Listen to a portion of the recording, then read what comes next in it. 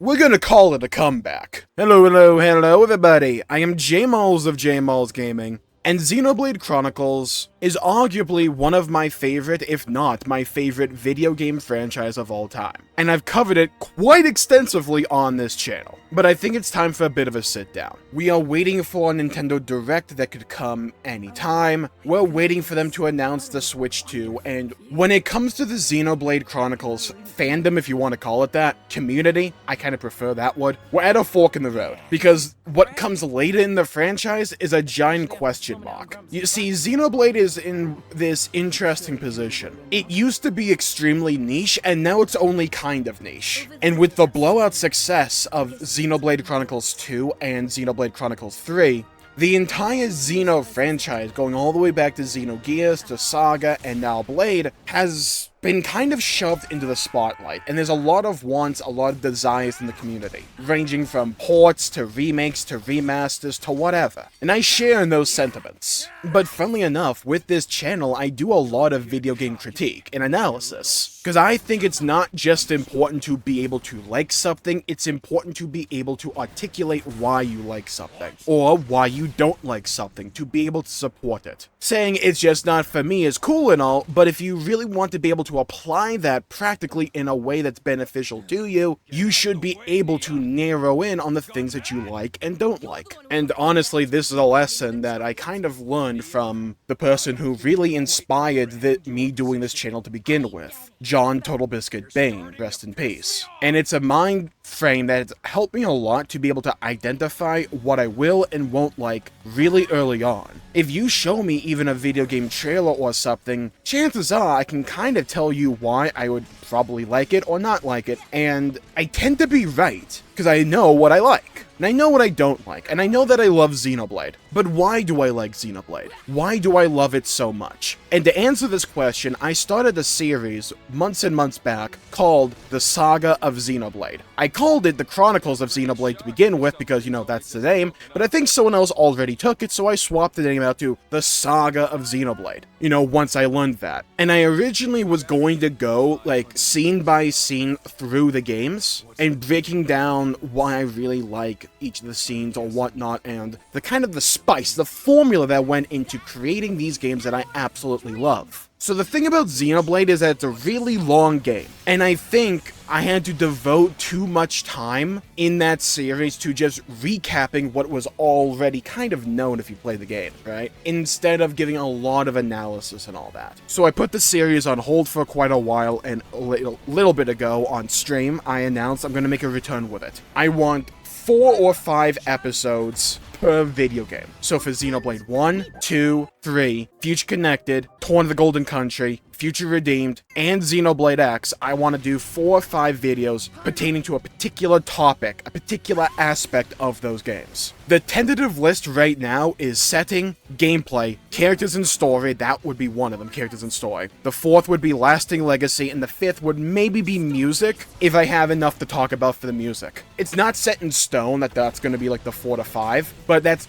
really what I'm heavily leaning to. And if you have suggestions for other ones, please leave a comment down below. I don't mind going to 6 or 7 per game, but I think with this format, I can more focus on what I really like and what I dislike about each of the games. Because the funny thing is, the game that I have the most issues with is Xenoblade 2. If you know me though, Xenoblade 2 is also my favorite game in the franchise, and it's my second favorite game of all time next to Nier Automata. But there's a particular topic I want to tackle in this video. I think I've mentioned it before, but I really want to hone in on it with this video. And that is the concept of the favorite character. Obviously subjective, but to me, I have 2 main definitions, you can argue 3, for what my favorite character would be. And it's kind of based on Xenoblade, past, present, future. The character whose story that I look back at with the fondest memories. Whenever I relive that game and relive that story, I focus in on that character because I think he's the most well-written or whatever. for me, it's not really a surprise that that character for me is Rex from Xenoblade 2.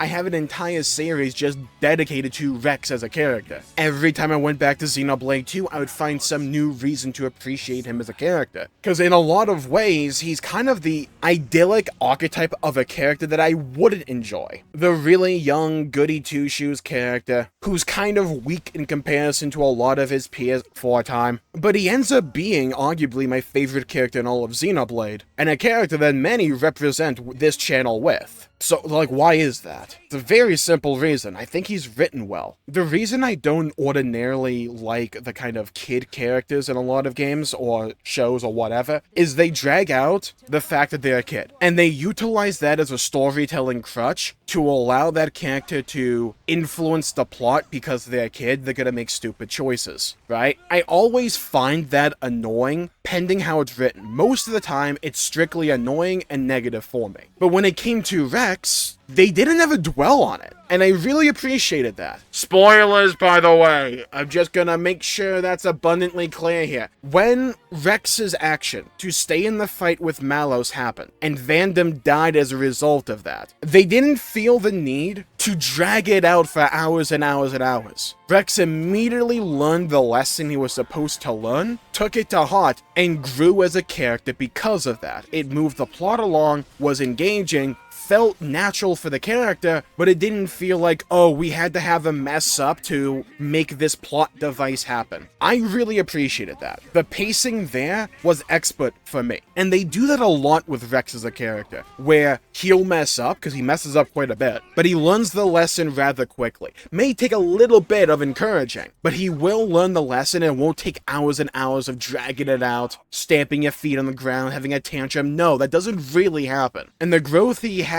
by the end of the game makes all of the development feel worth it leading up to that. And when I go back and see that development, I don't view it as annoying. I'm like, haha, I remember when he learned from this. I remember when he matured as a character, when he got better. He was always really good at sword fighting. My man, like, soloed Morag immediately. Yeah? Like, legit. People kind of forget that. My man had a moveset and a bag on him. So when we're talking about a character that I look back on and say, you know what? They were awesome. That for me is Rex. Right now in the story of Xenoblade, for the present, the character that I'm looking at right now in a story actively developing, who is my favorite character? Well, we kind of don't have that with Xenoblade. I can argue Noah, right? Because I imagine he will make an appearance if they choose to continue the story with Xenoblade 4, which is what I heavily have thought they are going to do. But there's no real guarantee for that. So for me, my other main favorite character in all of Xenoblade would be the character that I look to the future and say, who do I most want to see again? Whose story do I really want to see continued, expanded on, and developed? And this may be a bit of a out of left field take for me, but we have to go to Xenoblade X for this, with the character of Elma. You see, Xenoblade X left off on a cliffhanger. It's a cliffhanger that has never been explored or developed since because we haven't had anything Xenoblade X since. But while Xenoblade X doesn't focus on its narrative and its characters as much as Xenoblade 1, 2, and 3, as it focuses on developing the world of Mira and the side content of that game, first and foremost, the character of Elma is absolutely fascinating in my opinion. And I do hope that we get a port or a remake of X at some point because it's one of those games where the more you play it, the more you fall in love with it. And it's a game that in my opinion strictly gets better the more you play. And while the first half story-wise is really light and not told the best, it picks up a lot and genuinely becomes amazing by the end. And the cliffhanger ending. With Elma, it's teasing so much development for Elma as a character, but also Mira as a planet and as a world. They clearly had some kind of vision or something they wanted to explore in the future. We just haven't seen that yet. It's another one of those forks in the road for Xenoblade because there's a possibility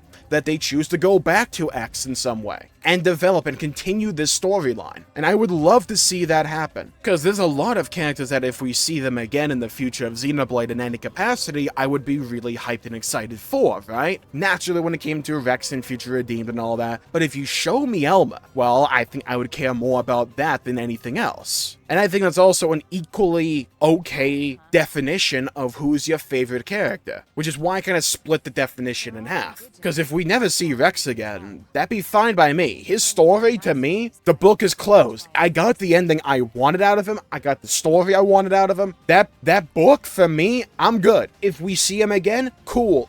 It'll be gravy, but I'm perfectly content with what we got out of him. I'm not with Elma. Elma's someone who I really want to see again in the future. They have so much more to give and so much more to tell and show. Their story, in my opinion, is just beginning, or at least in a position to begin. And it's funny because Rex relies on emotional development a lot, which is an important aspect of storytelling for certain types of stories. Elma has a bit, don't get me wrong, but for me, Elma relies more on rule of cool. The role she has in the society of the humans in Xenoblade X, really cool. The role she has in your party, really cool. Xenoblade X, more often than not, and more so than in any other Xenoblade game, relies on rule of cool and mystery, because the entire game is essentially a mystery, one way or the other, and it's a treasure hunt. And every time you get an answer in Xenoblade X, it leads to like 5 more questions for you that are even more engaging than the one you just answered. And I don't think every story and every character needs to be this really hyper-emotional deep dive into a character analysis. I don't think it needs to be that. It's a matter of having a vision, and can you execute that vision correctly and in an engaging way. Whether people respond to that, in my opinion, is very subjective. However, for certain stories, I don't want a deep emotional narrative. I just want that rule of cool. Now, don't get me wrong, Xenoblade X gets emotional, really emotional. But it's not deep diving the themes to the same degree as Xenoblade 1, 2, and 3. It does it to a degree, just not the same degree. That doesn't make it worse or less, in my opinion. It just makes it different, because the story is prioritizing different things. And having that variety is important, because how boring would it get if every character pretty much did the same thing, or explored the same themes and motifs and told this story in the same dang way? It would get boring. It's why I can love the Xenoblade 1, 2, and 3 soundtracks, feel how they all sound similar to one another in style, and then also extremely love the Xenoblade X soundtrack, despite it being completely different. It's bigger, bombastic, and like Xenoblade X, relies on rule of cool. Now, why am I yapping about this? That's a good question, and an answer I should probably come up with. But I do think it's important to be able to identify that when it comes to these games, they all specialize in their own separate things. When it comes to 1, 2, and 3, they all do their own thing. But as a collective, they have a different style, flair, and feel to them than Xenoblade X. And being able to identify what those things are, when it comes to those overall narrative and just gameplay components that I talked about that I want to cover for the Saga of Xenoblade, setting, gameplay, characters/story, lasting legacy, and music, being able to identify what I like about them and what I dislike about them is important, but it's also important to understand what they're going for, because they all have different objectives in all of these games. And I think it's through deep diving this that we can all gain a better appreciation for Xenoblade overall. It's a franchise I've grown up with in a lot of ways. I started with X way back in the day. Yeah, I did. X was my first. I didn't beat it back then, but I played a really good amount of it, and then I fell in love with 2. So Xenoblade in a lot of ways is a franchise I grew up with in a lot of ways. It developed my gaming preferences in ways I didn't think it would. And is this video one giant excuse for me to just say that I want to talk about Xenoblade? Kinda, yeah. But like I said at the beginning of this video, it's important to be able to identify not just if you like a thing, but why you like a thing. So let's do that. Let's prepare for the relaunch of the Saga of Xenoblade. Let's deep dive one of my favorite, if not my favorite gaming franchise of all time.